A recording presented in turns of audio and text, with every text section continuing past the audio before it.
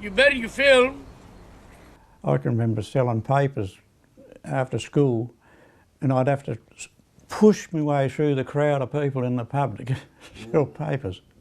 It was packed, always packed. Oh, because all the wharfies were there then, those, you know. Yeah, amazing, yeah. It was very busy. You could say there were times when there were 28 ships in the port. Tell me about the amount of people and the sort of people who were around in Port Adelaide. I could do that easy. Oh, yes, you want. Okay, Yeah. Now, let's make it brief, Pop. Yeah. We had 6,000 working on the wharf, 3 shifts, afternoon shift, evening shift, and a night shift, started midnight shift. That was the one they all wanted, because that paid more days, see? Right? Then, every building, right, there was at least 7 to 8 customs houses, right, that full of custom clerks, right? They're all up, as you know, most head offices are up in town, but they had branches down, and those old buildings are still there, right? Friday nights, we had Friday night shopping, right? And it was crowded. Port Adelaide was a hive of activity.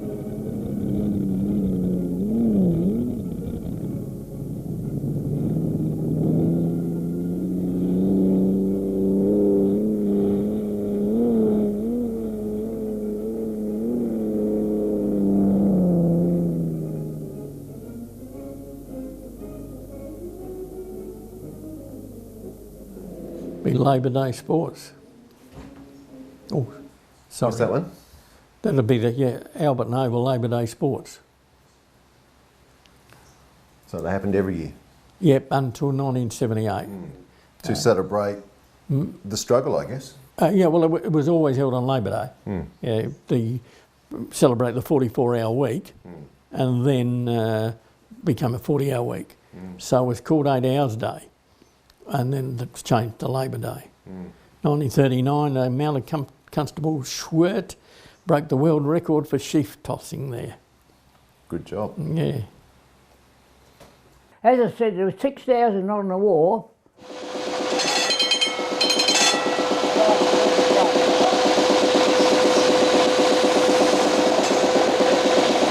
In front here are 3 furnaces where we burn oil. The oil is recycled oil, which is car sump oil, maybe a bit of chip fat. It's come out of the delicatessens and fish and chip shops. It's been modified so it's okay, there's no chips left in it, and that's what we're burning now.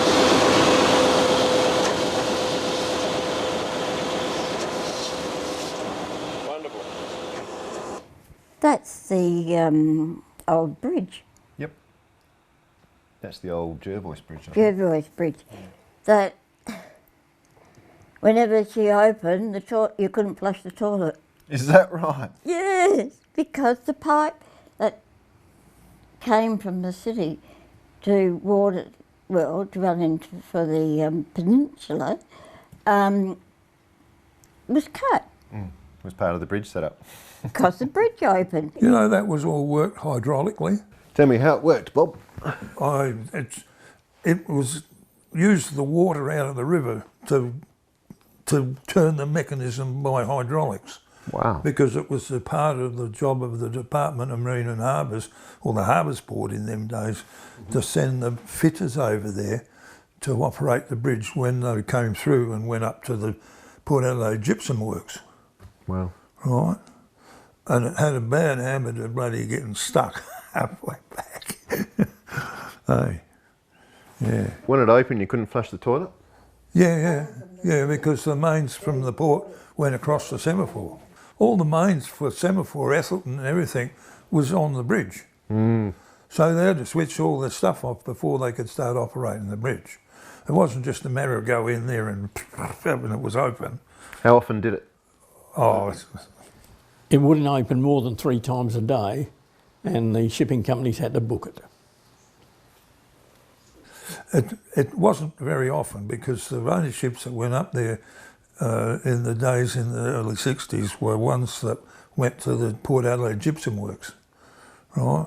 But in the early days there were 7 bloody timber mills in Port Adelaide. And they're all up past the Jervois? Most of them were. Really? So it would have cut the toilets a lot more often in the early days? Yeah. Well, the timber mills are right up until what time? Into the early 60s maybe. Wow. Also, Water and Morris's were there a little bit longer than that. So up until modern times, really, yeah. Because all those houses are built along the wharf there. Well, it's not a wharf now, it's an embankment, but all those houses were in the timber mills. That's where the timber mills were. Right, that explains it. Yeah. And, you know, I sort of, I just remember Mum and Dad saying that, you know, you sort of don't flush the toilet. What would happen if you did? Nothing would happen. Nothing would happen. Right. Then you had, and the customs house, which is now a pigeon loft, that was full of customs people. So you had something like 40 to 50 working in there alone. Every hotel was crowded after, because we had 6 o'clock closing then. Right? As soon as they knocked off, 5 o'clock, they'd rush in for the last hour. Yeah. Because it was 6 o'clock closing. Yep. Right? Our basic was long trousers, work boots, right, and a black singlet or white singlet, because a lot of those chaps who were working on the coal bins, right, and they'd come into the pub and all you could see was the whites of their eyes, right, and then they were down below topping up the wheat. We had no vacuum, right, it was all done by bag wheat that they lumped out onto the onto the trolleys, and then it was winched into the hatch. See, we used to have just down the end of the North Street, you still got the Wharfies Hall. Well, at the back, they used to have like a huge garage. And they'd be playing cards and all that.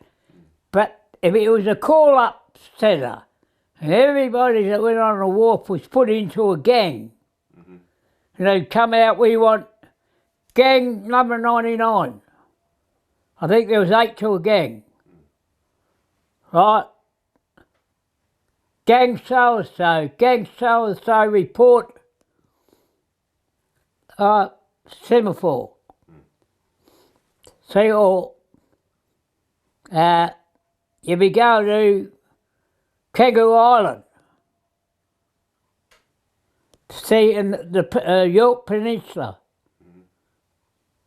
To load of wheat, because the wheat was only brought up to the jetties. Completely changed. Yeah. The demographic has changed? Yes, very much so. Yeah. Well, the house prices have changed? Yes, and people are choosing to live in Birkenhead. Wow. And in fact, Birkenhead is pretty much $1 million to get in there. Yes. Well, my mother would freak if she heard that. What was a house selling for in the 50s? A few thousand, I imagine, yeah. Maybe a few hundred even. Yeah, gosh. Mind you, money was different back then. That's right, yeah. Going out was a big thing, just to go shopping. They spent all day getting rid of it. See, don't forget it was an era, like I grew up in, there was shortage of dough. Depression time. What, but they always took their best. So it's just, right, us kids, a lot of times, if we just go on somewhere that they weren't in the public eye, you didn't wear your best shoes. There's always a pair, if you had them, there's always a pair of shoes kept for best. Right? So you'd be running up and down playing all day, barefooted. That didn't matter, but once it's going over, just over the Coles's, right, at Port Adelaide, well, all those shops along there would be dressed up. And you know how Niles Street, you walk down alongside of the town hall, Yeah. which is 100 yards at the most, right? And that laneway's still there, as you know, right? You'd be dressed up. Oh, the old police station, where the man's toilet used to be on the corner. Nothing for women. Really? You know, now where we go? Oh, yes. Oh, the Ozone Picture Theatre. Hasn't changed at all. Oh, no. Saturday flick. Alternate Saturdays we'd walk down the semaphore style and with our 2 shillings, and we would go upstairs, and then at interval times we would get a bottle of Coke and a ice cream, and walk home from the pictures afterwards. I cash our bottle in and walk home. And then the next week we'd catch the bus to the Port Star, which burnt down in... See, this is my gun too. Yeah. I used to play on that. Oh, yeah, yeah. So it's been there forever? Oh, I went away and it came back a few years Oh, ago. really? Oh, good job. Yeah, yeah, because that's a nice thing to have. It went away. Not very far away. It went to Birkenhead, outside the naval facility on Jenkins Street for a lot of years, and then came back. Yep. And the society got involved in the plaque. There was a whole lot of, really? Good job. there was a whole lot of discussion and debate about the facts, because that was the gun on the Protector. The Protector is South Australia's first and only warship. Yeah. Wow. Up until 1901 was South Australia's Navy. One ship and the torpedo station in the Port River. But they didn't have any submarines or anything to fire the torpedoes. But the Protector could fire torpedoes. Yeah. Which we saw service in China. We had that gun and the Protector. Oh, we're talking 19th century. We're talking 1800 and something, rather. The Protector actually went to war once, but never fired a shot, and went to the Boxer Rebellion in, what was that, probably late 1890s probably? Or late, yeah, maybe 98, Yeah. Has Semaphore Road changed much? No, they've kept all the old shops and that. Pretty much. And the shops that have been rebuilt have kept in with the... Character. A bit. Yeah, they've been really good. You know that building? That's the Customs House. I think it was a bit of a wreck in 1972. Yeah. When the council tried to knock it down. Oh, right. Don't remember then. Now that's, that's on the north side of the railway line, isn't it? It's still there, that's right. They managed to save it. That's how they came to form the Port Adelaide Historical Society, to save that building. Oh, right. And so on, it's gone to this day. Yeah.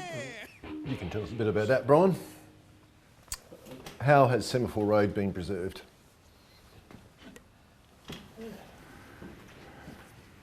Well, talking about the Customs boarding station, you were pretty active in getting the Customs boarding station.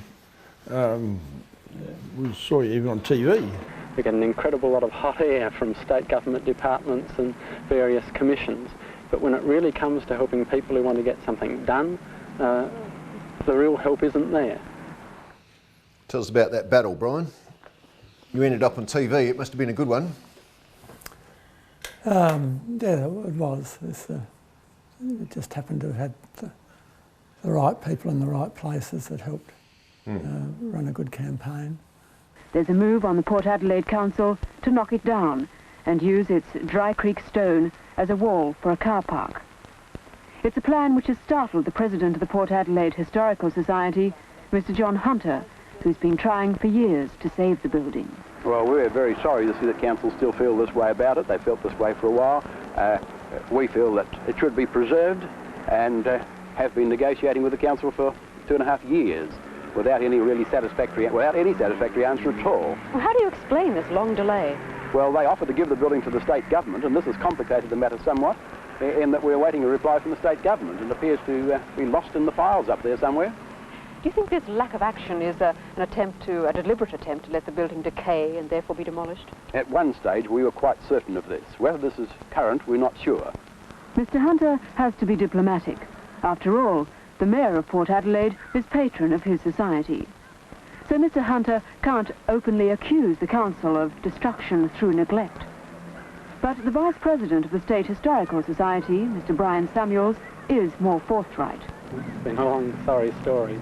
A lot of buck passing. The local council didn't want to do anything, but they may have had good reason for that. But they offered the building to state and federal governments. The state government, the Department of Environment and Conservation, procrastinated, handed it over to the Premier's Department. They've had it a good many months, and we've just learnt recently that they've now handed it back to Environment and Conservation. And all this with no decision over 2 years, and it's just incredibly frustrating. And of course, all the time, the building falls to pieces. And yet this is in an era when people are supposed to be more aware of their cultural heritage. How do you explain this? Well, this is the irony. I think people are aware, but the machinery to let them be effective just isn't there. How did you get involved? 72 is when the Historical Society... Probably what motivated the Largs Bay Rotary Club to call a meeting of people interested in starting a society. Keep an eye out for the guard ringing the bell. Rang the bell going down the street. The bell? Well, when the train came down Semaphore Road, their only way to warn cars was a handheld bell. Wow. Yep.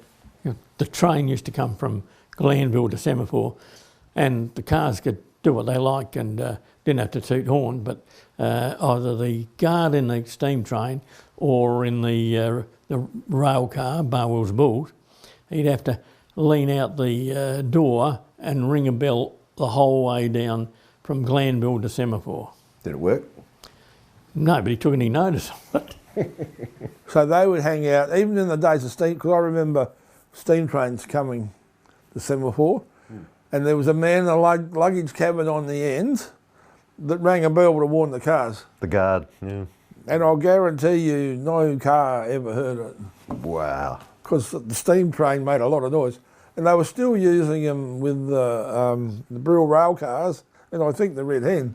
Wow. Rang the bell at Military Road, and I believe a young kid was killed one year. Just stop that. What people don't realise is the traders lobbied hard to get rid of the railway line. This thing people want to bring back now was actually this dirty, disgusting, smelly thing right down the main street. Semaphore is really going amazingly well. There's only one shop open for sale or rent at the moment, compared to how many we've got in the port. In those days there was about 5,000 waterside workers. Yeah. Now I think there's 53 left now, I think. Yeah, I left the wharf in 1987. Yeah. Now what was it like then? Was it pretty much... It was over by then? They were just starting to introduce containerisation then. And that was the reason why they were retiring so many blokes. I'd been there for 36 years. Yeah. I joined in 1951. You were how old then? Hey? How old were you in 1951? How old? I was 23. Yeah. We were casual workers. We were casual workers, and if you went to the yard, that is the pickup yard, and you didn't get a job, you got 8 and 6. You got appearance money for turning up. Right, yeah. You got 8 and 6. Now that gradually grew over time. That grew until in 1966 we won permanency. Right. We got permanency. Once we got permanency, yes, that is a permanent wage, that made all the difference. That was something we fought for many years. And what form did that fight take?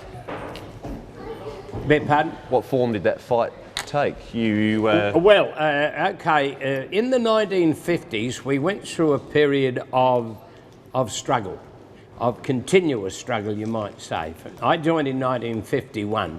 There wouldn't have been a 1 week went by that we didn't walk off the job, just walk off the job, leave the hatches open, say, buggy, and then we'd go into the hall, have a meeting, it'd probably be on a Thursday, and we'd say, well, that's it, we're not going back to work. So we'd have a 24-hour stoppage. From the time that I joined the union, almost immediately I was involved in struggle. Hardly a day went by then I was conscious of the fact that we were fighting the boss. You were joining a struggle? Well, I was joining a really fair dinkum, knock down, drag out bloody struggle. It went on in 1953, we had a blue and we were out for a week. We went out for a week and we had a blue about rates of pay. That only lasted a week and we were forced back to work. But in 1956, we went out over a simple thing of an extra increase in the casual rate of 1 shilling an hour. 1 shilling, 10 cents. That was what the issue was, 10 cents. So that in 1956, we went out for 3 weeks. It was going to be a real knock-down, drag-out bloody fight with the employers. They dug their toes in, so did we. We ran a tremendous campaign at that time. We also had our blokes out getting vegetables from the market, from the growers, from getting assistance from other unions, collections at workshop gates and things like that. Blokes running out nets and getting fish off the beach. Semaphore footy club ran out a net and filled it up with fish. And in fact, you would remember the wharf disputes over in Port Adelaide, and apparently the fishermen used to give them a lot of fish. Yeah. You remember that? Yeah. You gave them fish? Yeah. Yeah. Would they come asking for it, or you'd just say, here you go? No. Yeah, because a lot of those blokes done little jobs for me, you know. So like a barter system. So we fed ourselves and we fed the wives and children. We got a hold put on rents and payments to banks, things like that. But at the end of 3 weeks, Albert Monk, who was then president of the ACTU, sold us out. He went down to Mordialloc, where he had a meeting, Mornington Peninsula, where he had a meeting with Harold Holt, and from the Liberal government then, and he sold us out. And the idea was that they thought they could do what they did in New Zealand. The workers in New Zealand had had a similar strike in the early 50s, and they were sold out, but the wharfies in New Zealand decided they'd go it alone, and they cut them to pieces. They never had a hope in bloody hell. We didn't fall for that trap. Jim Healy was our secretary then. He was a well-known communist and a great leader. Jim Healy said, we will go back to work united with the rest of the trade union movement. We will not fall for the trap, but we'll continue the struggle. He loved it. Rex just loved this struggle, you know. You can see it in his eyes. Yeah. He came to life. Oh, yeah. Greatest days of our lives, mate. Greatest days of our lives. The struggle that went on, you know, and we loved it. We used to meet the supper.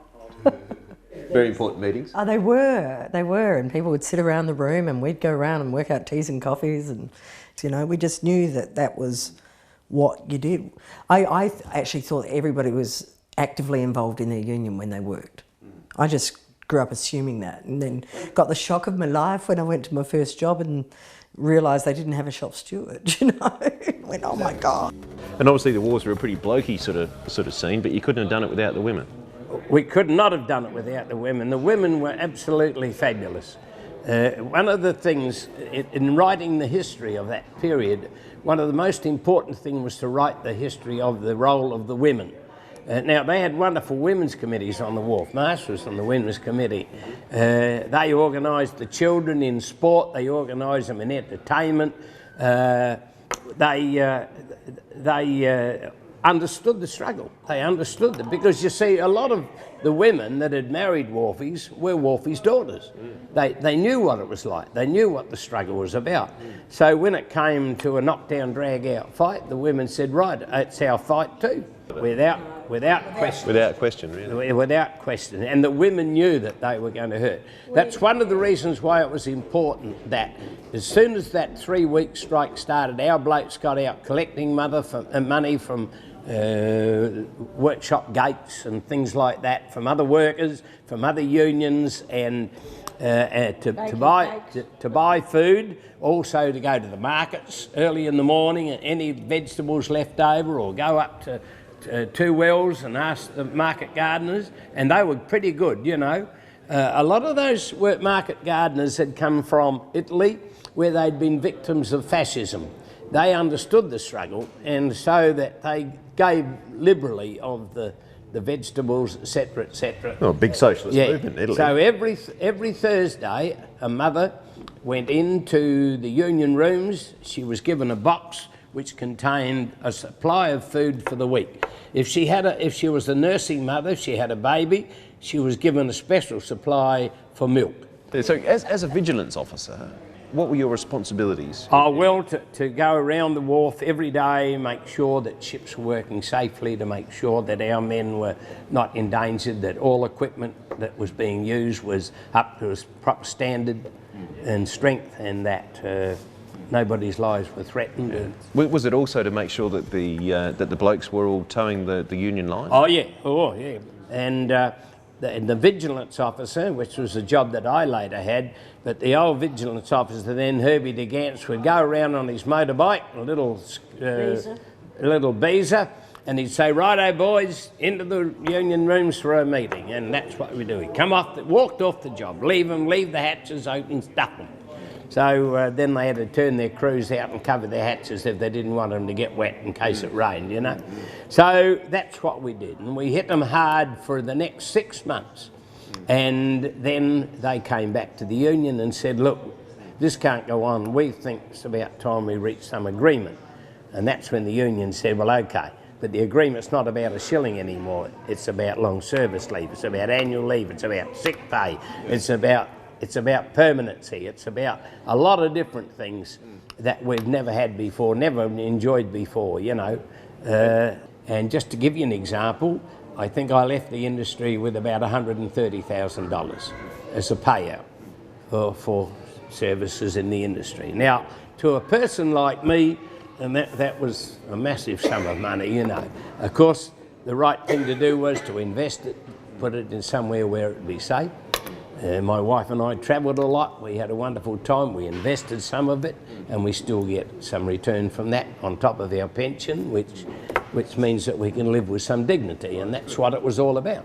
They called it the Red Board, and basically all the old They called it the what? The Red Board, and all the guys that left the industry over waterfront reform. So basically all the ship owners and, you know, the Chambers of Commerce and all that had this campaign to reform the waterfront, you know, less men, the advent of mechanisation and containerisation didn't need as many. And it was bulk handling, it was a good time. It wasn't too good when it was bags, it was hard work. Yeah. The first day I'd done it, I sat in the wheelhouse all the way back from across the Gulf back here. I couldn't move. Oh, geez, and they said, hey, we're not going back, we're going on a slip for 3 weeks to get you ready to go around out of the Gulf. Thank Christ for that. I wouldn't have done it. I couldn't move for 3 days, stiff. You probably needed a beer after that. Beer, need more than that. Yeah. Yes, right. Yeah, because you know, Yep. it's all bag wheat those days, so you had to be a cart and lead all the time. Yes. Where from? From all around the other Gulf. This other side of the Gulf and bring it back here. Yep. The wheat board and that. Mm. And when I finished there, I went and worked for the wheat board and barley board. Really? So what did you do as that? Lumping. Lumping, yeah. Yeah, well, I had a lump wheat. Yeah. Wheat on the ketches. Yeah. And then had a lump. Yeah, yeah. I was only about 9 stone and the wheat was 200 pound. I weighed about 140 pounds. But you must have been fairly strong. Yeah, fit, yeah. Yeah. I guess it's the work kept you fit, but you were naturally fit. Oh yeah, running, swim. I was the fastest junior swimmer in South Australia. Is that right? How many would you do a day? Well, we used to carry 1,600 bags of wheat, 2,000 bags of barley. A day? Yeah. Each? No, there'd be 4 of us on board. Yeah, yeah. One was a cook. He'd go. There was three doing it all the time. So you're doing about 1,000 each day? You turn to at 8 o'clock, and the boss would yell out on the wharf, "Righto, turn to." Or if you'd been there the day before, he would just say, "On again." So you went up the ladder, you went down, went up the ladder on the ship, along to your hatch, climbed down the ladder into the hatch, hook in hand and whatever, and if you're loading wool or timber or whatever, and you went to work. These gangs were skilled at loading bag grain. Lumpers developed a knack of using the momentum of the bags as they came off the elevator to direct them into place in the railway trucks. The vision shows me pulling a wheat stack down at Caldale railway siding, with Terry Lovegrove assisting on the slide and Jim Cronin lumping into the truck. Jim and I shifted grain out at sidings all over our peninsula and also in Australian wheat board and Australian barley board depots. Jim and I and Dan Fitzgerald loaded 20,000 bags of wheat at Caldale from Monday morning to Friday night in one shift. This was an average of 4,000 bags a day. The jute bags were very abrasive and loading out necessitated wearing long trousers. When bulk handling was in its infancy, all grain that had been delivered in bags had to be sent up the elevator mouth first, where a cutter, standing on a plank, would slit the stitches with a very sharp knife, and another man would tip the grain into the rail truck. £10 a thousand. Every 1,000 bags you got £10. £10 was pretty good money. Well, it was a week's wage. Yeah. And how many bags would you do in a week? Oh, sometimes 2,000 a day. Wow. Used to be good money bags, eh? Oh, yeah. Yeah, we used to get £3 a 100. Yep. And you could sew 300, no worries once your hands toughened up. Yep. £9 a day was damn good money. It went further. That was good money. Yes, it was. I'm one of the lucky ones. I've seen both sides of it. Yep. An average of 10 stitches, sewn properly, did the job. Bag sewers had to contend with swarms of flies annoying them and suffer severely hot days at times. Dehydration was also a factor, and so plenty of water had to be on hand. Technology has, of course, changed farming methods dramatically since the 1950s era. Some of the bag grain would be handled up to 10 times before it reached its overseas destination. Handling bag grain began in the paddock, where some growers had an outrigger on their header called a platform, where a man would bag the grain off as it came through the open bagging doors on the header, and when the platform was full, he would signal to the driver, who would pull into the heap and unload each bag and stack them in a line ready for the bag sewer. Other farmers would pull into the heap when the box was full and bag the grain off and place the bags in rows. The bag sewer is the next man to handle the bags, and after they were sewn, a carrier would pull his truck into each heap, set up a paddock elevator, and his off-sider manhandled the bags onto the elevator, and the carrier lumped them off to load his truck. The trucks then proceed to the nearest rail siding, where the wheat agent would weigh the truck, and the carrier would pull his truck into a wheat elevator and begin unloading. where lumpers would stack the bags and later roof it and put protective curtains of jute up to keep the sun and rain off the bags until a ship came into Port Lincoln to load grain. In those days, when grain was handled in bags, the average ship would load 10,000 tonnes of wheat. The larger ships would take out 14,000 tonnes. The wheat agent would hire a gang of men to load the bags into rail trucks. So again, bags were manhandled in the stack, onto the elevator and lumped up in the railway trucks. Each bag was handled twice by waterside workers to unload and stack the grain in the ship's holds. It was quite a labour-intensive method of getting grain to the ship's side. And so what happened, there's probably 3 tranches of redundancies through the waterfront.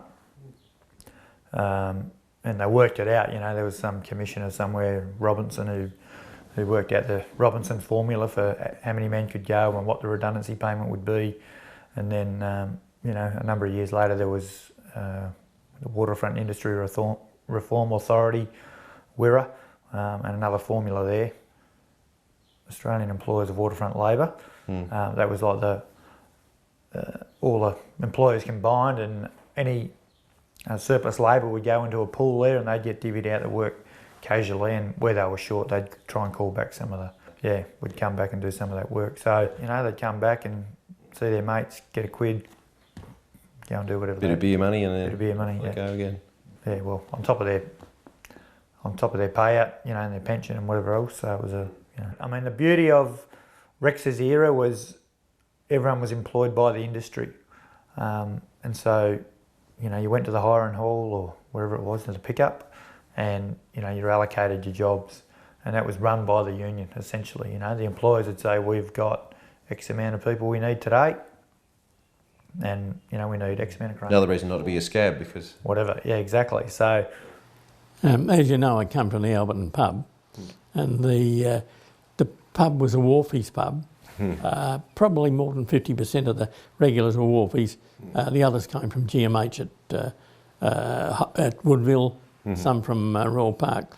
There was a guy standing for either an alderman or mayor of Port Adelaide. I won't mention his name, but he asked Dad, could he put up a big placard on the front of the pub, advertising his candidature, and that was fine. And then Monday, that was on the Sunday, you can put it up. Monday, they come in after work, and 2 of the blokes approached Dad and said, now, Peter, do you want anybody in your pub on Tuesday? Dad said, I want a full pub. Why? He said, well, you're advertising for a bloke up there who was a scab. He said, you know what that means? Dad said, yes. So he rang the bloke and he said, I'm sorry, you're going to have to take it down. And the bloke said, I understand. He scabbed during the Depression strikes, and they would have emptied the pub if Dad didn't take it down. So the unions in the port, even though they had to fight a lot, they were extremely strong. Today, the struggle is more enterprise-based. It's all around a particular operator. So it could be the container terminal. That's sort of one area. Patrick's enterprise agreements. Enterprise agreements, and it really it divides the struggle a little bit, because it gets people dividing from their own area rather than the whole industry. So this, it makes it a little difficult. I mean, what are conditions like now? They're pretty good. The conditions are fantastic. As a matter of fact, if anything, through the struggle of Rex's generation and that era, we've almost become too successful. You always hear about bludgeon wharfies, and wharfies get paid too much, and all these things. But it's not your fault for doing your job too well. No, we do our job well. We get paid well. We fought for the struggle. We continue to fight it for enterprise agreements. We take action. Legally these days, I said earlier, we can only take action around enterprise negotiations when we think we've reached a tipping point where we can take protected industrial action, and that in the last 12 to 18 months has been a fair feature on the waterfront. The conservative elements of society and are certainly out there trying to change our ability to take action. They want reviews of the industrial relations system, the Fair Work Australia Act, and revert to a work choices type regime under the Howard government, individuality and those things. And Well, they want to separate as much as possible. Absolutely, and that, so divide, sorry. Divide us as much as possible, exactly. So our challenge today is all about maintaining an organised and high union density levels around each enterprise, and unfortunately it's a site by site organisation rather than a union as a whole. It's probably much more difficult rather than a common goal where they're all fighting for 10 shillings a day, or an hour extra, or they're all fighting for superannuation all at once. It probably makes it a bit harder that all your members are so comfortable. It does. But funnily enough, because they're going to get more fired up. The more people earn, sometimes the more they want to protect it, and the more they want to earn more. Well, you certainly can't be blamed for protecting what is a pretty good wicket. That's right. Which is thanks to these guys. Yeah. What I sort of explained to you earlier, whether the Adelaide Police or not of South Australia, but that's how they were founded, because everything came by sailing ship, steamship, cargo vessel to Port Adelaide and offloaded. Because of the structure of the place from Adelaide, it was a long way by road, and there wasn't even a road originally, so that it was settled from the ports in. Most of the ketches are all flat bottom, and they'd come in close as far as they could, and they'd have a horse and dray, and they'd take him up to his belly, straight onto the ship that way, and that used to fascinate me how they'd done that. Sheep on the wagon or wheat on the wagon or whatever, like whatever, you're talking about? straight on. The horse was always up to his belly, straight on the ship. I used to love that, yeah. And what was it like living on the ketch? Well, there's no room. No. Down in my folksville, we had 4 of us in there. You put your gear in there and that was it. You lived there. You go up on deck and you go and usually had our meals on deck. Tiny little galley. I was lucky because years before that up in the Territory, I'd done a little bit of catering with the boys up there and shearers, isn't it? And we sailed with no cook. They all said, he can. I got the bloody job. Is that right? Good job. Yeah, they all come back up to Elliston and through that country, the ketches. Yeah, all through the coastal ports, even up the Gulf between, Port Neil, Arno Bay and those places. Would bring everything over that you supplies needed. And they would bring back wheat and wool and produce and sheep. That would get. Yeah, they were all working for the South Australian Steamship Company. You remember the ketches? Very well. What do you remember about them? The names of many ketches. In the What were some of the names? Oh, the Betty Joan, the one and all. Of course. The Gerard. Yep. Mirari. The Hawk. Yes, I have a picture of that, yes. Reginald M. M being Murch. Murch being the company that ran the ferry until 1940. Oh gosh. How many were there? Oh, there would have been about 40 when I was a kid. Wow. Oh, the Annie Watt, of course. She was one of the last. She sits in Shed 14 and Dock 2. And they're all short trips? Oh, yeah. Because you'd be sort of overnight? Yeah, you go around, we would go around the port, or you go around here, or you go over the West Loke. You might even go over the Kangaroo Island, you might even go down southeast. Depends on where they wanted them. Whatever's wanted, yeah. And down southeast, obviously, we couple of days, I guess. Yeah. Time to get down there and get those things done. But all within South Australia? Yeah, I was. Yeah. Went around to Melbourne. Right. On the boat? Yeah. Yep. Down there. Always got work. Because at that stage, of course, you could basically walk along the street and people would ask you if you were available. Is that right? Yeah, and you had the pick-up corners there. You get work. How many people were working at Searles? Oh, early. Well, when I was there would have been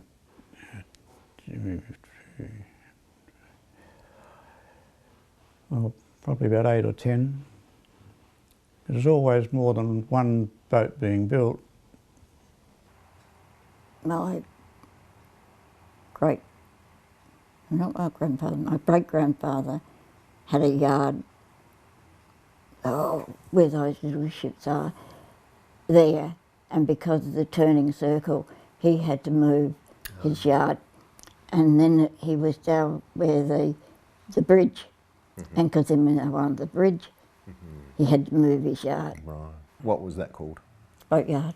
McFarlane's. McFarlane's, yep. You got to remember when they cut the turning circle, the Birkenhead was 2 streets back before they cut.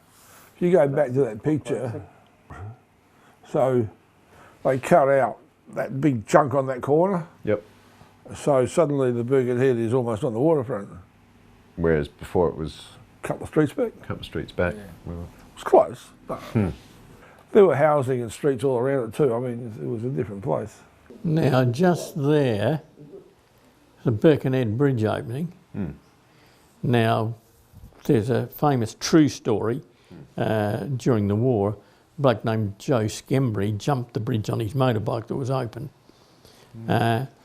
He was a dispatch rider for the army based at Keswick, and he was told to take this dispatch to outer harbour to stop this ship leaving. And he had very limited time to do it, and as an army dispatch rider, he put a gold armband with black edging on it, which meant the traffic rules didn't apply to him. So he went down from Keswick down Anzac Highway. Well, he was going to go down South Road, but there was too much congestion, so he decided to go along Military Road and into the port, over the Birkenhead Bridge. Not sure why he didn't go through Semaphore, but over the bridge to Outer Harbour. And he had limited time to get to stop the ship. Now you might ask, why didn't they phone down there? But apparently during the war, the Defence Forces used the phone very sparingly. So they didn't. And he said, do what you like, get there. So he got to the bridge, and it was just starting, the ship was about to come through, and it was just starting to rise. So he had, I'm not sure what it was, a BSA or what, I forget now, but he gunned it, and he got to the bridge, and there was a fair way up, and there was about a, I think, I don't know, 5 to 10 metre gap. Wow. Probably not 10, maybe 5 to 7. And he gunned it, and he jumped the open span, landed on the other side, got down. Lucky from what I've read about it, he had very good springs, and it landed squarely on the 2 wheels, and he would zoom down Victoria Road. Wow. And straight onto Outer Harbour. And as he got there, the ship had just left. So he didn't know what was in the dispatch, he gave it to the military police, and they read it. They immediately commandeered a Harbours Board launch and got out and stopped the ship. Wow. What was happening, apparently, there was a bloke who was going to war, and his young brother wanted to go to war too, and he was only 15. So he smuggled him in on board, and they found out. They were both taken off by the military police. Yeah, by the military police. But some people also watching this might remember Skembry's soft drink factory in Ethelton. Yeah, they used to make a little soft drink factory there, and he was one of that family, Joe Skembry. Yeah. Tell me about the Birkenhead Hotel. Well, I was taken there as a child, aged 4 and a half, 1946. Yeah. Previously, my parents had a news agency at Glenelg, which is now a cafe. And after the end of the Second World War, Uncle Doug, Dad's father, had served, and he came back, and Grandpa decided to put the 2 brothers into the pub. And our family got the lucky straw, and we got to live in the hotel. So we lived upstairs from 1946 to 1959, so 13 years, and so most of my childhood was in the pub. And that was a pretty exciting place because there were lots of ships. The port was pumping. Activity. Port was really active, yeah. And lots of night work, so the wharfies that work night shift for Well, that was in the days before bulk handling. Yeah. And the ketches would tie up next to the freighters and load straight from the ketch into the freighter. A lot of that went on. And a lot of them were steamships. So at night time you'd hear the winches going. It was a very noisy place, and especially on a summer evening where you'd have your windows open and got all the noise. And all the pubs were packed? Well, it certainly was, yeah. I mean, we were the only one on the Birkenhead side close to the wharves, so we attracted a lot of ship's crew, ketch hands, and a lot of wharfies. And at 4 o'clock in the afternoon, when they knocked off from their day shift, the bikes would be 2 and 3 deep on the wall of the pub. And that was 6 o'clock closing? 6 o'clock, yeah. So there was a mad rush to get the beers in? Yep. So 10 to 6, I'd hear the call of, last drinks, gentlemen, last drinks. And then at 6 o'clock, they'd shut it up, and a few minutes later, the policeman would come on his bicycle. Mr. McCackey, he'd ride from Fletcher Road. And after the bars were all cleared out, he'd go into the saloon, which was the slightly upmarket part of the Birkenhead Hotel, and he'd front the bar and get his pint of beer. And then out he'd toddle on his black bicycle and ride home. Did you have your local SP bookmaker? Oh yeah. Bluey was his name. Yeah, any pub. I was a bookmaker in there. I used to work for a bloke in the pub, and he was a book, and I was his penciler. I never worked for 3 years. I was earning that much, $300 a week I was earning as a penciler. And I was only earning £20 if you was working. £300 I was earning. As a penciler? Yeah, penciler, just writing everything down. And it was 2 days a week, Saturday and Wednesdays, and the race on Thursday, the women's days, you got an extra $100, $120 there. So you, as a penciler, you do that in the pub, or? Yeah. Yeah. Then when we had a police officer, I knew a bloke in the police station, he was a police officer, and he'd tell us when the raids had come down, we'd all go out and move away. That's a terrible thing. I can't believe anybody would say that. How many were there? What? Bookmakers? Oh, one in every pub. Yeah. But only one? Well, yeah. So everyone had their patch? Or their pub, I guess? Yeah. Yeah. Anyone ever try to move in on the... No. Because it was respected that was...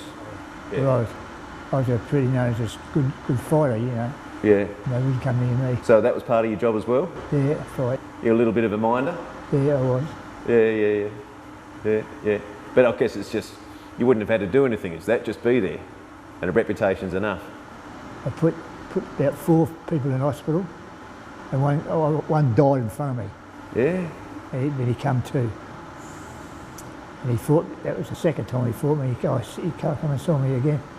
I said, you're not coming in a fight. And he said, no, never fight you again. And he said, you nearly killed me twice. I'm not going to try a chance the third one. Bloody hell. So how would that sort of, was that through doing the, that's why you were doing the penciling, or this is just around the place generally? I was learning how to fight a bit. You what, sorry? I learned how to fight a bit. Yeah, you would? Kick fight, you know.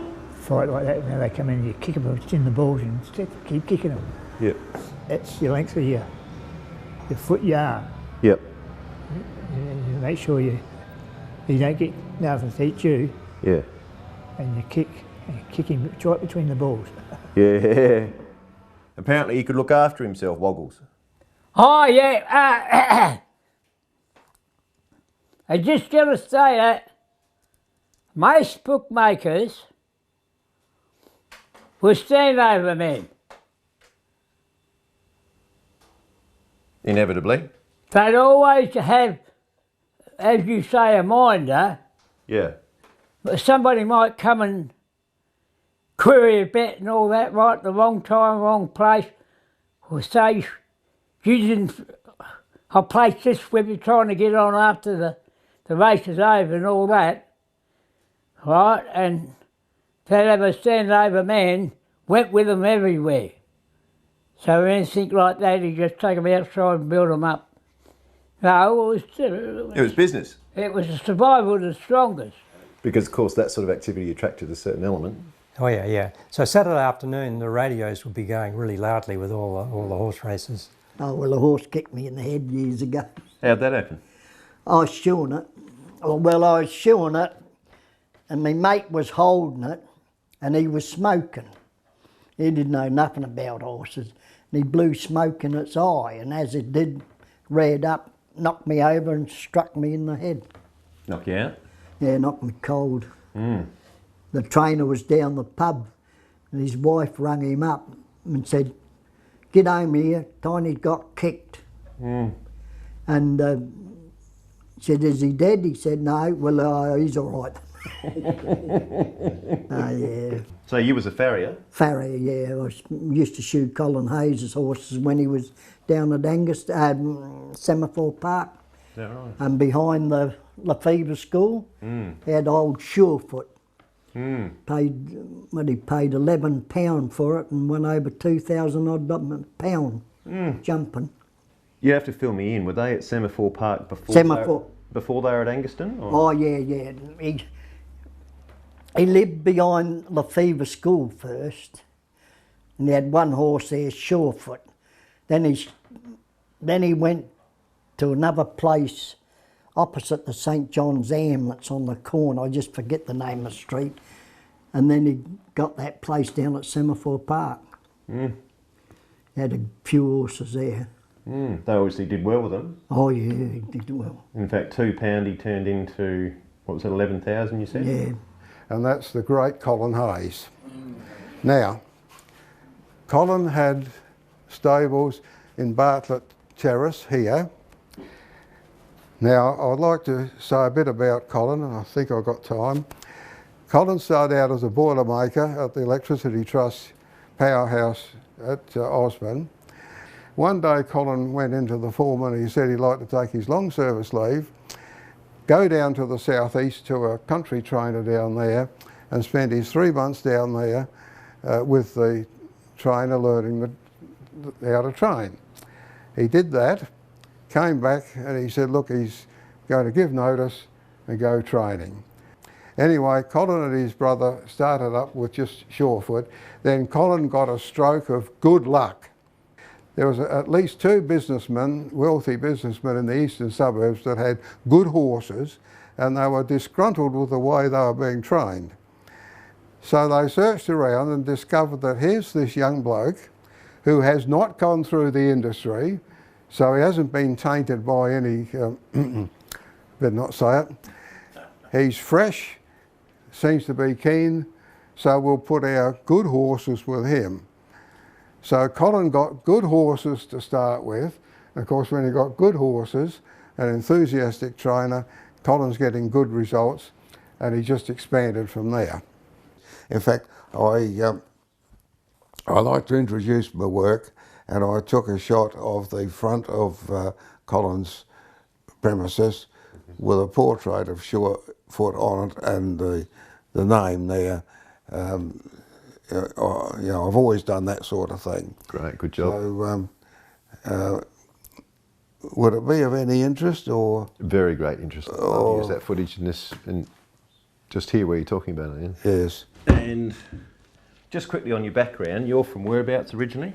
Rosewater. You are from Rosewater? Yeah, Rosewater Gardens, we used to call it, where the migrant camp is. Yes. Wasn't called Pennington in them days, was Rosewater Gardens. So it is now Pennington? Yeah, well, we were the last house between there and Finsbury. You know, the railway line that goes across Junction Road there. Yes. We were the last house, and Greenies used to live on the other side, and that used to be called the White House because it was, they used to put people there with diseases and that years ago. It was like a convalescence or yeah. That sort of thing. A bit like, what they called it, Escort House. So. Yeah, Yeah, that's right. Yeah, that was by itself, you know, with paddocks all around, not like it is today. Oh, because you had a dairy. No, we were in the house that had the dairy. They, they sold out. Oh. And then they built the Pennington migrant camp there then. Yeah. Yeah, I see. Yeah. But it used to be, used to have a sausage rendering factory over there as well. Yeah. Was that around the same sort of area? No, back further Finsbury, I think. Oh, is that right? Down the side, as you go over the railway line, you turn there. Dad said that they used to make. Well, those. They used to use the skin casings, sheepskin, lambskin casings as condoms. He wanted to join up in the infantry, and he was an essential industry. Yeah. So they wouldn't allow him to join up. So he joined the ARP, the Air Raid Patrol, and he used to go around at night checking that people didn't have. He had a gas mask and all that. Yeah. And his essential industry was.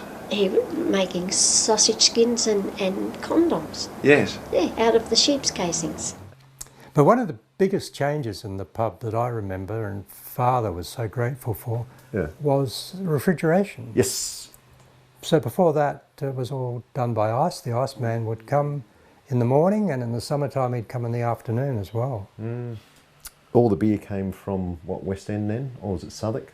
It was both West End and Southwark, and a pub was either a West End pub or a Southwark. Oh, is that right? Ours was a Southwark pub. Yeah, really? But we also got deliveries from Coopers. And I remember when cars first came in and wharfies were rich enough to buy a car.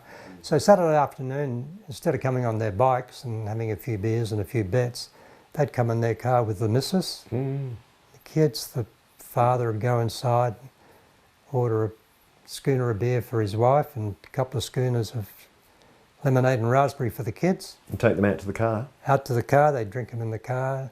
After he'd had a few beers, off they'd go with the glasses. Yes, is that right? So it became apparent that the number of glasses was going downhill. So one of the barmen would be rostered on to go around and take your glass from your car. Or Mother would do it, and if Mother did it, she'd give them all a mouthful. Because women weren't allowed in the pubs at that stage? Well, that's so much, wasn't the done thing? It wasn't the done thing. Okay, I don't think it was actually law. But there were two little parlours, two little rooms for the women to drink. Well, that's when lounge bars really started. Yeah, these exactly weren't very loungy. They were. No, well, they only called them a lounge bar. Yeah, these were. What they meant was ladies' bar. That's right. Yeah. But tell me about your childhood. Where were you born and raised?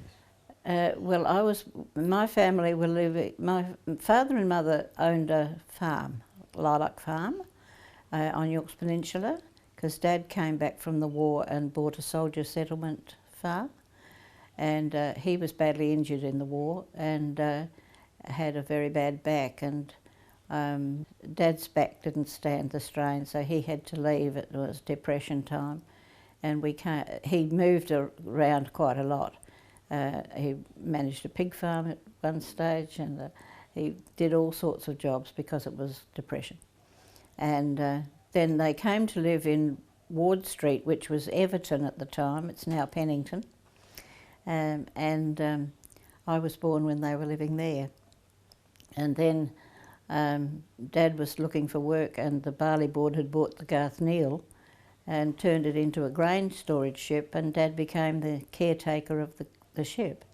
And that's how I went to live there when I was 12 months old. So the whole family lived on the boat. Really? And whereabouts was the boat? The boat was tied up alongside the Jervois Bridge in the Port Adelaide. And in those days there weren't houses and things built there like there is now.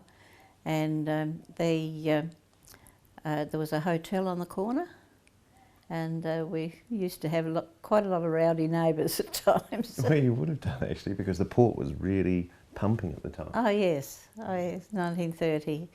Yes, 1930 we went on the boat. See, a trolley bus. Oh, it is too. They were brilliant. Electric. You know, brilliant bus. And it was gone, no noise or anything. I don't know why they ever took them down.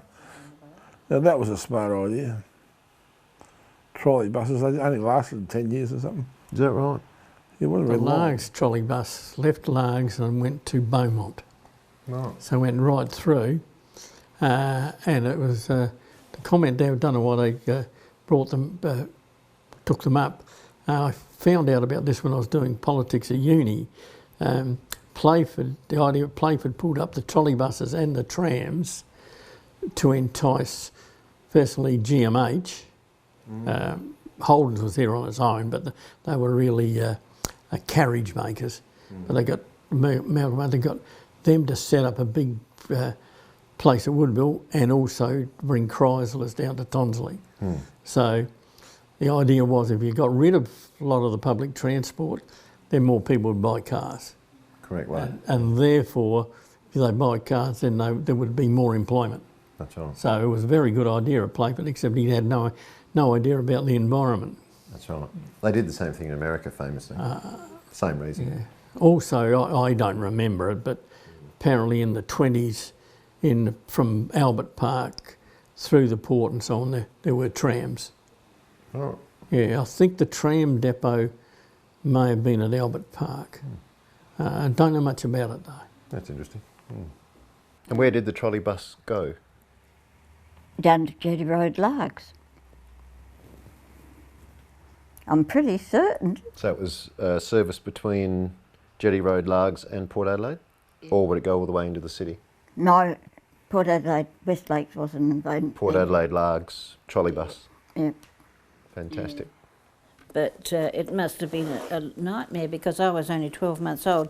Now that's our family, all standing on the ship on the gangplank of the ship, and the kids are off to school, and we lived on the ship for 5. I'm not quite sure whether I was 5 or 6 when the ship was sold for scrap, and the day they were dismantling everything, they'd put hatches on or everything that was open except this one small area, and there's 2 stories. My mother says I slipped on the wet deck. My brothers said they were jumping over the hole and they were making it, and they were older than me, and I tried to jump over the hole and I didn't make it, so I fell 30 feet to the bottom of the ship. And in those days, of course, they wouldn't have shifted me, but nowadays they wouldn't have shifted me.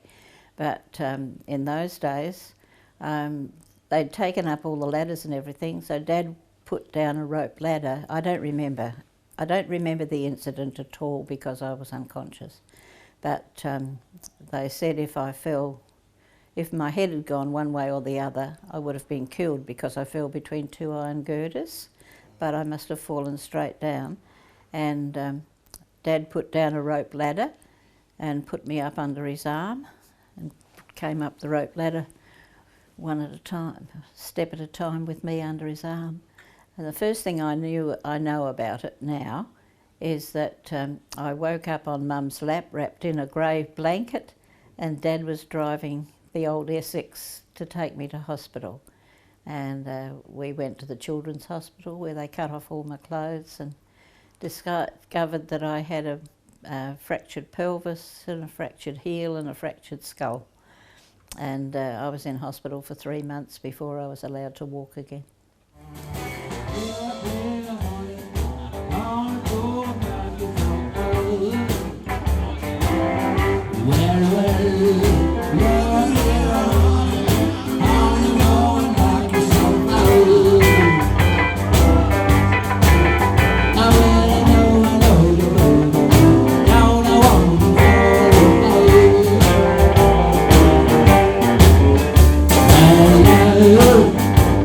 It's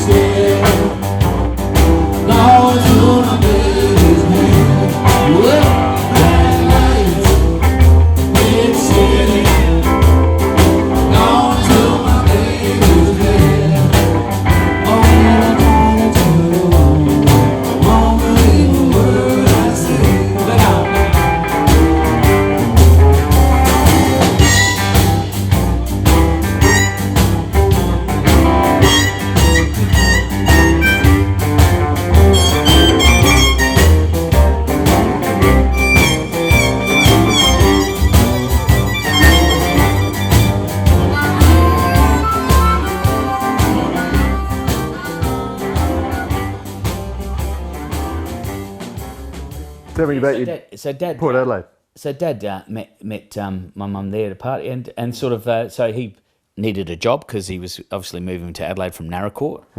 Most of his life he'd lived on cattle stations, so all around from Roma, Queensland, Warren, all different places. Wilcannia, all the way down, and down parts of near Broken Hill as well. So they bought a house, got married and bought a house. So yeah, so Port Adelaide, it's pretty heavy in my roots, you know. So, and Dad ended up getting a job. Mum would tell me he'd ride his bike because they didn't have a car at the time. He'd ride his bike down to Elders Wool Stores.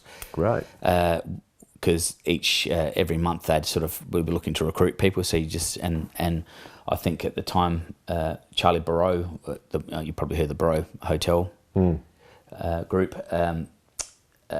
Charlie Barrow was hiring people, and he'd just like pick you out from the crowd. And Dad kept showing up each month. Yep. And finally, Charlie Barrow signed him up, and he worked in the wool stores before becoming a wool broker there for them. So, Right. So he worked very closely with Bob Barrow when we were kids. So yeah, fantastic. And funnily enough, the house I live in now in Rosewater is just diagonally across from where Charlie Barrow lived. So we're the Barrow family. Pretty much right there. Grew up, yeah. Well, Tin Town, of course, being the in among the wool sheds. Yeah, that's right. Yeah, Tin Town's known for the by the locals. I think you don't really hear many people talking about it anymore. But there's only about 20 houses left. Sorry. Yeah. So, and I believe those houses were built for the wool merchant days, where the workers would live in those little cottages. Yeah, those cottages. So it was accommodation for the people working. At least during the Depression, Tin Town extended a lot bigger than those couple of houses. But they're all eaten out by white ants, of course, the framework. Those houses were built by the timber yards for their workers. So if you go around to tin towns all around the world, they are ramshackle things put together with scrap tin, largely. And during the Depression, a lot of people lived like that. Sorry, you have been doing this for a long time. Well, when I first decided this is what I wanted to do, I came to Port Adelaide because I thought, well, it's full of stories and stuff. And that's when the first thing I did was went round Tin Town because I thought that's interesting. And I knocked on all the doors just looking for stories. Put it on yourself. You do it during and try a new one. Yes. Yeah, I'll give you a cuppa. You don't take milk? I met Lena and she told me about making mock jam with tomatoes. You wouldn't recognise it as tomatoes, would you? No. Don't put your finger in there because you'll get burned. So you can see it's quite syrupy. We were all poor around here. In the old Depression times. Depression times. And when the Depression was on, people around had cows. Milk. Now the main people for milk was Ethel May Virgin and her husband Will, and they had this block on the corner of First Avenue and Military Road, from Military Road right through to Minna Terrace. I've left the name off, but that's Minna Terrace. Now that block, 520 feet long, and they had a double, 186 feet wide. They also had this block here between Recreation Parade and First Avenue. Now, I've drawn that in as where I recall it went. Now, they had 50 cows and a milking shed, no water, everybody had a well. And in fact, there was actually quite a lot of wells dug on this peninsula over the years. The metropolitan area finished at the Port River, and this peninsula was classified in country, and it worked like a country town. In fact, it still does. Some of the influence of those people back in those days are still with us. I think you'll find that, generally speaking, we are a friendlier lot of people than in some of the other suburbs. More approachable.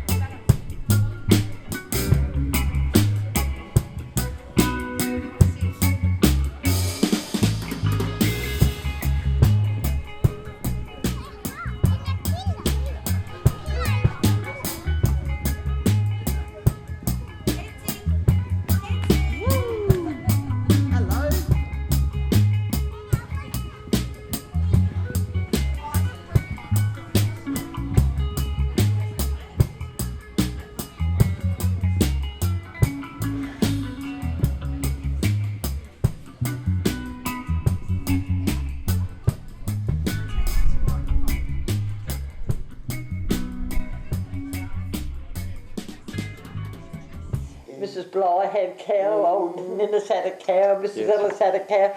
We used to get our milk from these people. Yes. And Mum used to scald it up and save all the cream. Yes. And she used to make butter. Wonderful. Yeah, she came from the country. With the hand butter Yeah, churn? just by hand. She Oh, had yeah. to do it by hand because we didn't have a churner or No, anything. no, I was You know, gonna she say. used to just mix it up as best she could. Yes. And I can always remember it was in lunch wrap until it, and then it was a big block. Yeah, you know. yeah. It was salty, Yeah.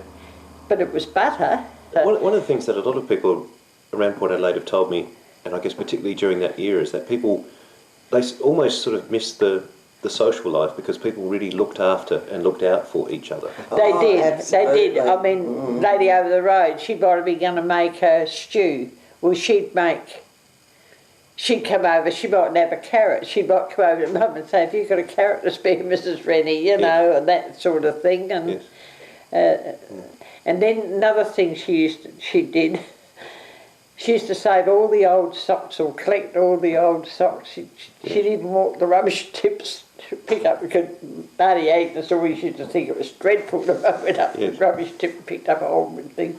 She'd bring it all home and wash it thoroughly, mind you. And she had some sisters that were a bit better off than herself. Yes. And they used to send her down materials that, you know, like that. Remember in the old days they wore the black aprons? Yes. You knew those black shiny aprons. Well, ladies wore these black shiny aprons and they used to trim it with a bit of floral or something, you know, homemade thing.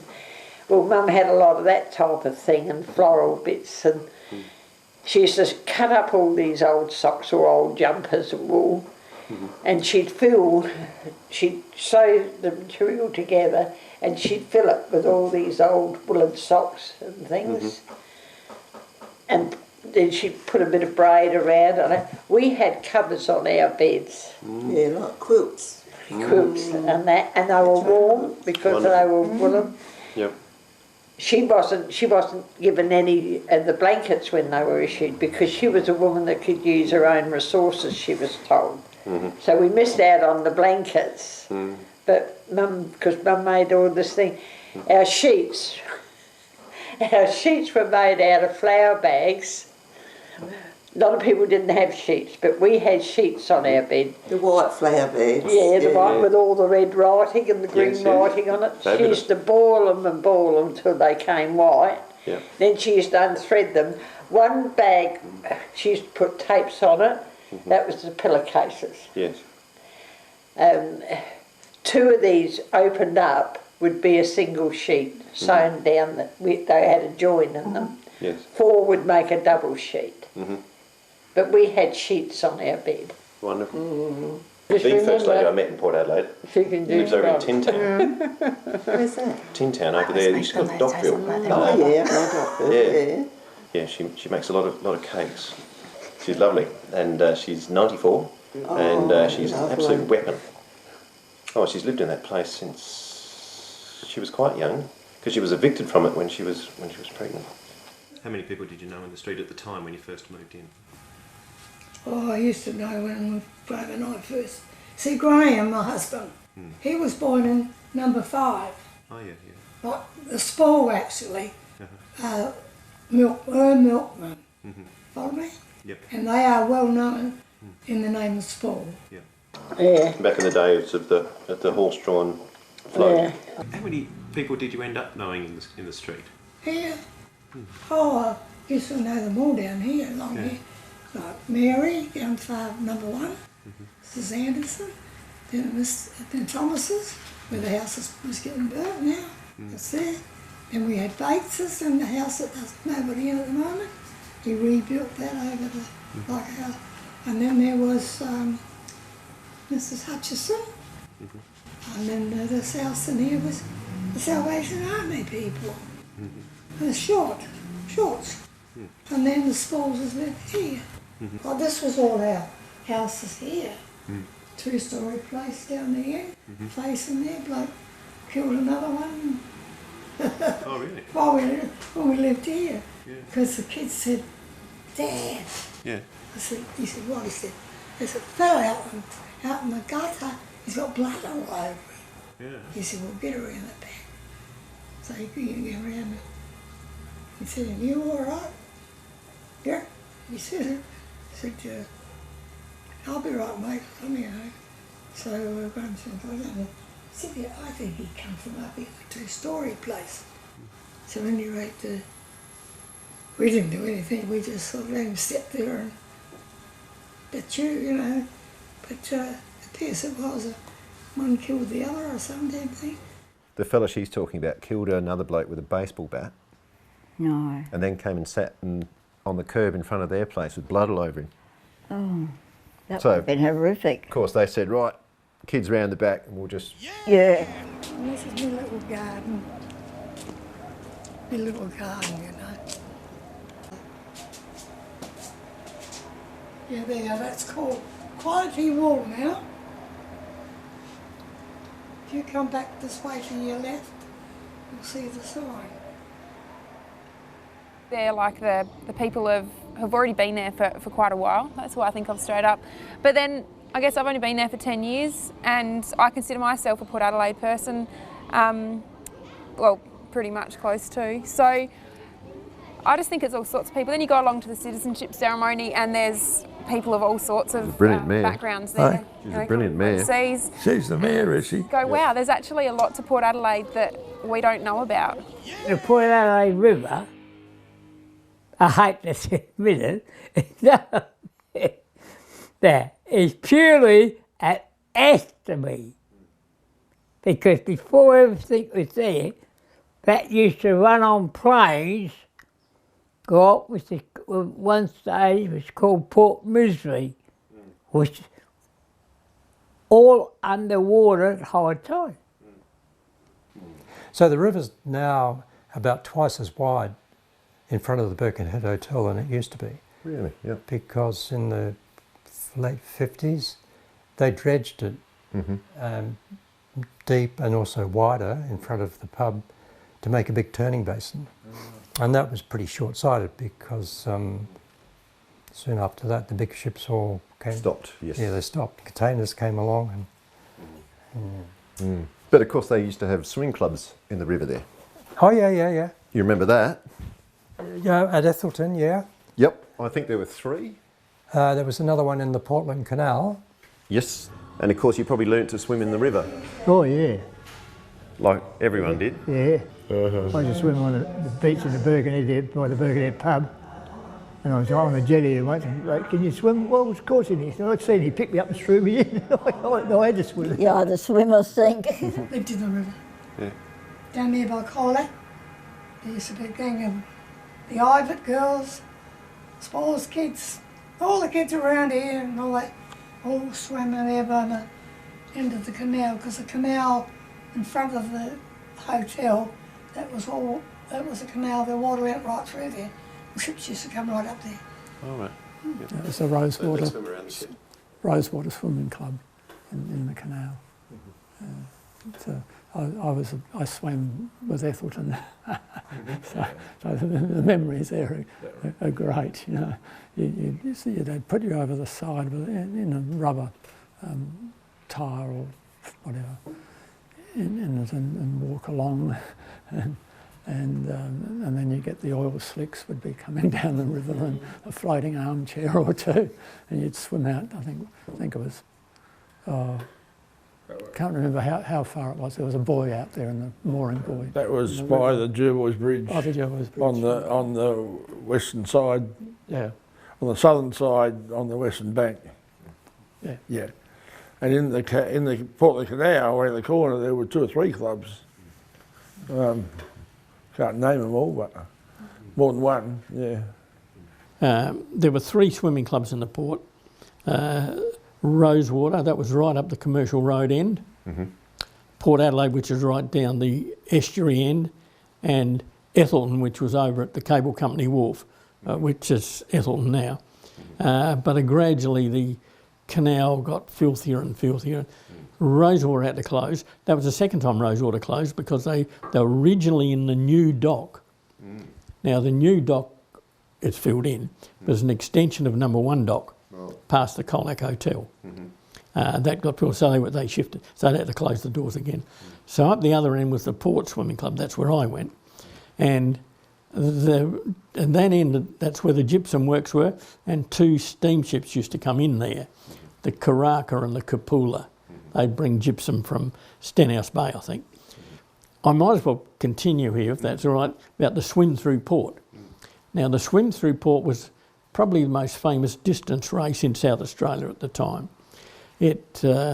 Or back in the 30s, it started in a number 1 dock at Robinson's Bridge, that's which divided that and the new dock.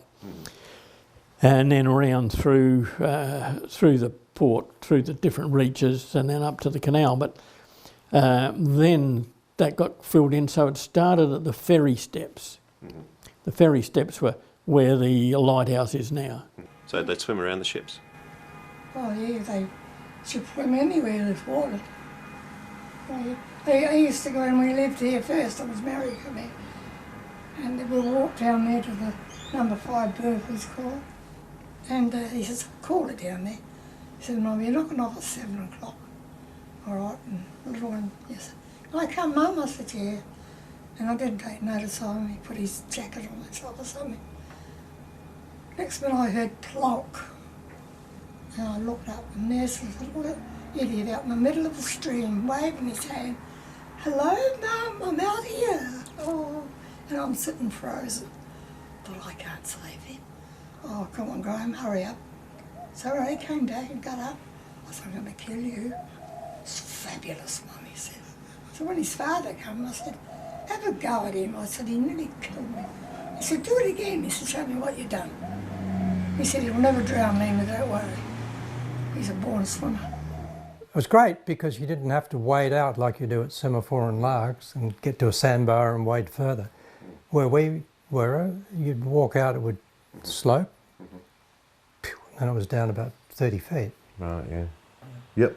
I used to go crabbing Yes. with a piece of string Yes. on the Port Wharf there, and with a dobby net, and you could see them on the bed floor, and you'd have a raw bit of meat tied on a piece of string, right, and that string come up to you, and you'd wait there, and then up, he's on there, and you'd slowly bring it up. Sometimes they go up, but a lot of times they wouldn't, see. And you can bring them up, and then you get ready for your dobby net. As soon as you thought you'd get underneath water up, whew.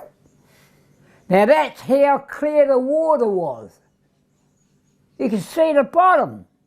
In those days we had the Vacuum Oil Company beach, where Mobile is now. That was Vacuum Oil Company in my days. And they had a beach down up the river. We used to go down to picnics and all that. Pure white sand and all. Then when they started to fill it in and everybody got around, you know, black as rissoles. Sort of killed the beach. Which is another subject if we went down that rabbit hole. But the most exciting thing I saw from the balcony was 1948 when the big storm, when the Barcoo went up North Glenelg. And there were 3 ships that got loose in Port Adelaide. And one of them had a tug attached to it, but it got blown away from berth number 1 near the bridge, drifted right across the river and finished up alongside a ship at number 10 berth. So I went from one side of the pub to the other side, effectively. And we were on the balcony watching this, and Mother screaming at us to come back to the wall. You'll get blown off if you stand on the rail. It's pretty fierce. And you used to have big tides. Well, yeah, but the hotel was never flooded when we were there. Is that right? Okay. There used to be a railway line between us and the water. 2 railway lines that went to berth A, which is to the south of us. And effectively, they were raised up, so they would have stopped any high water. And recently, a few years ago, they built an embankment where that railway line was. Right. Which they should have done years ago. Yes, that's a really good idea. Oh God, there's a beer bottle there. A beer bottle. Well, that's all good. That would have been made from good larg sand, that. No, could well be. Yeah. Could well be. Yep. There were big sand hills at that time. Oh, heaps of sand hills, yeah. I mean, where you live, it was all sand dunes. Massive sand dunes, apparently, because I have seen a picture of them clearing away the sand from when they built From that area. high school. Mm. Huge amount of sand, which all went into beer bottles, I think. Yeah, yeah. And so a bit north of, or where you live, is where the goat lady was. Right, tell me about the goat lady. Catherine Hutton. She came out in 1911, I think, with her brother. And she must have had water, because there is quite a lot of water down under. That's right, only about 6-7 foot down. Go on. And she had a tiny little cottage and a big herd of goats, and she sold her milk to the Adelaide Children's Hospital for kids who couldn't tolerate cow's milk. Yep. She was quite well educated, that lady. Her nephew was the photographer, very well-known photographer in Semaphore and Port Adelaide, George Hutton. Yes. Took a lot of photographs. Very good photos, yes. Our school groups and so on. And his son, Dean Hutton, was he had a TV program, science program. Oh, yes. Look, earthquake, all the lights in the house are swaying. That's how you know you've reached number 3. Now go to number 4. Here's a number 4 earthquake. How to stand up, how to stand up. Back to 0, Mr. Richter, back to 0. Tess survived at number 4 earthquake. Brave young lady. Give her a round of applause. Was that the Curiosity? Curiosity, yeah. I wasn't in Adelaide then, so I never ever saw it. Great show. So I believe, yeah. Well, he was in the same class as me at Largs Primary School. Is that right? He was one of the brighter kids. Yeah. What was the second one? Air. So we're going to talk for a few minutes about air. And I need another volunteer. Who's going to help me this time? Young man in the front row. Give him a clap as he comes out here. Yes. Your name is? Alex, hold that glass and I have a trick question for you. Alex, tell me this. Alex, is that glass empty or full? What do you think? He said it's full of air and he's absolutely right. Give him a round of applause. Yes. Alex, turn the glass upside down. Take it gently. Now turn it back the right way. Alex just tipped all the air out of the glass, so now it's totally empty, right? Wrong. If he tipped any air out of the glass, it would have been replaced immediately by more air rushing back in. Because we all live at the bottom of the ocean. Did you know that? Not an ocean of water, but an ocean of air called the atmosphere. It goes all the way around the Earth and it goes up for hundreds of kilometres. Now, even though we can't see the air, it does weigh something and presses down on the sideways up. It pushes in all directions. Keeping that in mind, can anyone suggest how we can get rid of the air in Alex's glass? What can we put in there to push the air out? Water. What a good suggestion. I have a jug of the stuff right here. Alex, I'll be back in a moment. I'm just going to take the earth out of the way. It's blowing over. Hold it around at the front where they can all see it. Around that way there. Both hands. Keep it as straight as you can. As the water goes in, the earth comes out. The water goes in, the earth comes out. Water in, earth out. Water in, air out. Water in, air out. We're going all the way to the top. Now, Alex, you did a great job holding that steady. I'll take the glass. You stay where you are.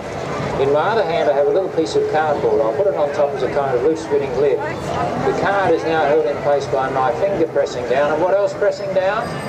Air. When I turn it upside down, the card is held in place by my finger pushing up. And what else pushing up? Invisible air. If I take my finger away, how many people think the card will fall off? Some do. How many think it'll stay there? Well, you must have watched the Curiosity show. Okay. I think it'll stay there too, but let me tell you this. I've tried this experiment hundreds of times, and I know that although it stays there most of the time, every now and then it wobbles and falls and water goes everywhere. So I'll give you a choice. Do you want me to test it out over the jug or over Alex's head? They want me to test it out over your head. Is that all right? Okay, the card is held up by my finger in the air. I'm slowly taking the finger away. My hand's gone. Look up, Alex. Look up. Whoa! Give him a clap. Well done, Alex. Thank you. So air can be powerful stuff. It really is strong stuff. Even though we can't see it, we take it for granted most of the time. Well, there was nothing up there. You would remember that. Yeah, it was all seaweed on sand. Yeah. And Military Road was what? Sand? No. Up this end it was cinders. Cinders, is that right? You should explain what cinders are. What are cinders, David? Okay, so when you make gas, there were 2 big cranes at Osborne to unload the coal. So we burnt coal in pretty much everything, you know, your kitchen fires, whatever, but But most of it went into the Osborne Power Station, the A station. And next to that was the gas company, Curtin Gas. Now, a leftover from that was a very fine black dust, which filled most of the land to the north, west of the power station and over to Taparoo. So that's what they talk about with cinders. So I could drive my car when I was 16 all through the cinders to the northwest of the gas company, but it was all black, you know. Wow. Yeah. The odd sand hill popping up with a bush on it, but nothing you could build a house with. And that must have obviously extended over to Taparoo, where his beach house was. Yep, Military Road was sealed with it, yep. We had a beach house about half a kilometre north of Fort Largs, and north of us there was one house, and the goat lady was here, and then out of harbour, and that was it. It was all dunes. So the goat lady, she was up around Osborne? Osborne. At Osborne, Where North Haven Shopping Centre is, in that area there. Yeah, the goat lady came out with from Scotland with her brother, who was that George Hutton's father. But they're, I can remember seeing it. Sometimes the goats would get out. She'd had about 30 goats, and they'd get onto Lady Gowrie Drive and hold up the traffic, and they. People were, they were honking their horns and carrying. We would go down Lady Gowrie Drive and she was over there in the distance. I dodged a few goats when I was young. It was a pretty ramshackle place. It was only half a house. Right. Right. The front of it was like the half a house and that never ever got finished. And she lived there all on her own. And the goats, when you got a king tide, the water used to come up and go across Lady Gowrie Drive there and flood into the area where she was. Wow. Right. But she had a well in there that wasn't very deep, but it had the purest bloody fresh water you could taste, eh? Yep. Right. That's one of the amazing things. The water's only about 7 feet down. Yeah. Yeah. Yeah, it wasn't very far. And as clear as a bell it was. Lots of goats? Oh, bloody goats everywhere. And it was sandhills. And boxthorn, possibly? Boxthorn? Oh, boxthorn. So they had all those boxthorns and that sort of stuff? Boxthorn bushes in those days, yeah. That was mostly a big pile of boxthorn? Oh, yeah. Yeah. Yeah, boxthorn bushes. Goats can get by on boxthorn? Jump up and eat the berries, you know. Now, this was in the 1950s. Mother bought the block of land in 1952. Next door to that block there was a gun emplacement. So during World War II that area was known as Fort Malta. Is that right? It was a fairly secretive venture. They moved the guns from Fort Largs to 2 gun emplacements in Fort Malta. So if the enemy came and fired at Fort Largs, they'd get a response from half a kilometre north. So that was there to protect the entrance to Outer Harbour. Yep. So our block had a gun emplacement next door. Wow. Did you ever hear it fired? Oh, no, the gun had gone by then. Okay, right. This was 1950s. They'd taken the guns back to Fort Largs, where they still sit, 2 of them. Yep. Soon after my parents bought that block of land, somebody bought the block next door, a pharmacist from Largs, and he proceeded to, with permission from the army apparently, to jackhammer it, remove the gun emplacement. Yep. So it was a concrete circle about 15 metres diameter. Yep. Pretty solid. Yeah. So we used to play under it because the wind had scooped the sand from underneath. And then once he got rid of that, they flattened the block and his block was level with ours. So we were up quite high, above the level of the Norfolk Pines. Wow. How long did you have the holiday home there? That was from 52. We actually left the hotel, the Birkenhead Hotel, in 1959 and lived down there for another 2 or 3 years. So we left in 62. Yep. Which would have been around about the time that they developed. Started to get developed, yeah. That's right. And that's when they kicked you out? Oh, no, when we owned the block of land. and we had a house, small house on it. No, my parents decided to move to a proper house at Woodville. So it was a bit shambolic where we were. I was sleeping in a caravan. Yeah, and Taparoo High School would have been part of the whole establishment because there was more than just the gun emplacements. There were quite a lot of people there, and there were searchlights and barracks and what? Barracks, yeah. And there was a plotting room that I can remember. It was set in the ground, concrete, with a sort of a baffle, a moat around it, stairs that went down. We went into that a couple of times. It was a bit spooky. Yeah, it would have been. All concrete. Taparoo High? Taparoo High. Lived at, well, born in Semaphore and lived at Largs Bay and Largs North and went to Taparoo, yeah. Since coming onto the ground in that third term, he's looking balanced, Stringer. Oh, Martin Leslie just nudged Stringer underneath the football. I don't think I've seen Leslie beaten this season. How old were you when you started? Footy? A grade. No, when you started playing footy? Oh, 7 years old. With? Taparoo.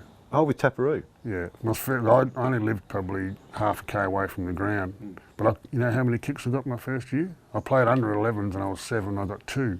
Taparoo had 4 teams in one grade. Wow. So going to Taparoo High School, there was 1,600 kids there, and there was about 700 at the Taparoo Primary School. Now, if you go there now, the primary school and the high school are combined, and they've got about 500 kids there. Downsized, so remember. there was kids everywhere. And well, that was pre-containerisation probably, but yeah, go on. Yeah. So I ended up going to Eltham thinking I might get a kick up there. You know? Carey from behind couldn't take it. In there is Leslie, the back door was Fiachi. So the Magpies have a little bit of space as the ball comes out towards Greg Phillips and he pinpoints Marnie. Yeah, Effelton had to be a reason. Sort of 5 or 6 k's away from where I lived. But my next door neighbour went to Effelton and I said, yeah, I'll come and see if I can get a kick there because I was that small, they just pushed me out of the way. So, if you imagine a 7-year-old playing against a 10 or 11-year-old. Hines to Leslie, opens it up to Brown. Flanked now by Foster, running through half forward, looking for Marnie. The ball too high. Back goes Salisbury for Glenelg. Marnie tackles Brown, drives towards the goal square. Grenville gets back there for Glenelg. Oh, it's gone out! Oh, what a magnificent off-break! Getting picked up from Ethelton by Port Adelaide, how'd that happen? Just natural. I was playing in, under 13s. I was, played state footy in under, Sapsaza. It's under 16s state footy. I was all Australian then, and till Cup, where probably Bruce Abernathy was probably our best player on that carnival, but didn't even make the All Australian side. There was about 6 players who made All Australian from South Australia because we won the carnival, beat the Vicks by 10 goals. Wow. And Bruce didn't even make All Australian, so I didn't play that well over there. But it was just a natural progression, you're sort of going from, they've just invited you, basically, Derek. Yes. Hodgman off the side of the boot, not a good kick from an experienced player. Martin Leslie held under it very, very strong indeed. I don't really know what to say from now on. I just like to pay tribute to all these blokes down here, how hard we've worked over the last 10 months. I think back to January and all the hard work we did then, it's all come good now. I think we deserved it, don't you? Yeah, other thing I was going to say about Martin was I've never met him, but or might have met him once or twice, but his dad was a regular in the Alban, Donny. Yeah. A bit of a legend too? Yeah, just a lovely, quiet man who just sipped away at his... I think I can remember going from pints and down to schooners, and his last year or so he's only drinking butchers. The port was huge then, wasn't it? It was. Yeah. All good blokes too. Yeah. Really good blokes. They used to do a job for us and then we go over to the pub and have a few beers, laugh and so carry on. Yeah. What my memory goes back to is on North Parade, where the cargo ships is pulled in. Yep, go on. But The circuses that arrived from overseas, right, lions and tigers, things like that were, even today, they're a novelty. Okay, because we're not in Africa. But in those days, it was mind-boggling stuff. There was I was a little lad, right, that lived in Niles Street, which is only around the corner, 300 yards at the most, was Dorf Parade. And there was ships, and I go there, and the next minute, the witch, the ship, bring up these big crates. How shall I express it? Cages, if you like. But they were blackened off. You couldn't see anything, what was inside. But those days it was all done on the wharf. Everything was moved on a steel trolley by draft horses. Beautiful animals they were. Work all day. This one is that the draft horses knew what was in there, because once they got the smell of it, right, these animals inside, whether they be lions or tigers, right, they would go berserk. And there's nothing, and they were animals of, they like Clydesdales, of immense size and strength. And they would break loose, and many a time they'd be galloping down round North Adelaide, right? And it would take them half a day to round them up because they're that frightened. Because of the smell of lions. Because normally they were the magnificent, the most placid animal you could ever get. You'd take them home and put them in the backyard and pat them all day. You little children. Can you tell us a bit about Rollo? Rollo, I knew him as, as a drinker? As a drinker and a strong supporter of Rosewater Footy Club.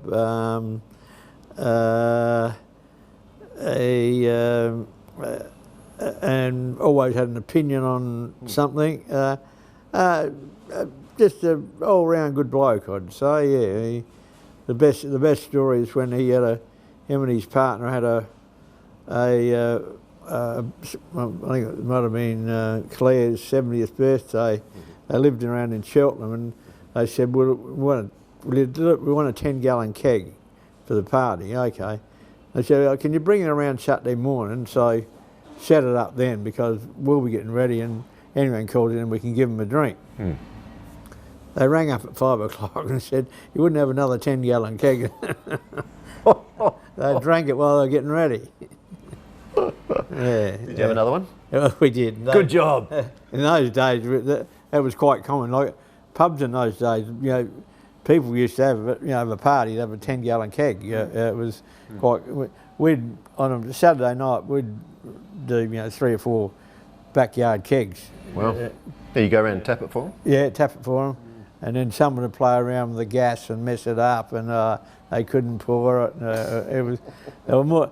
If everything went well, they were very profitable. If everything went wrong, they were a pain in the arse. Real pain in the arse. Yeah. In my opinion, I was born in 31 in Niles Street, Port Adelaide. And the engineering and water supply house,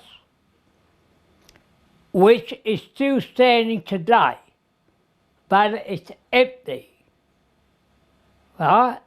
Now my father was what they called a permanent turncock. He used to go out in the streets during the day, flush the water up.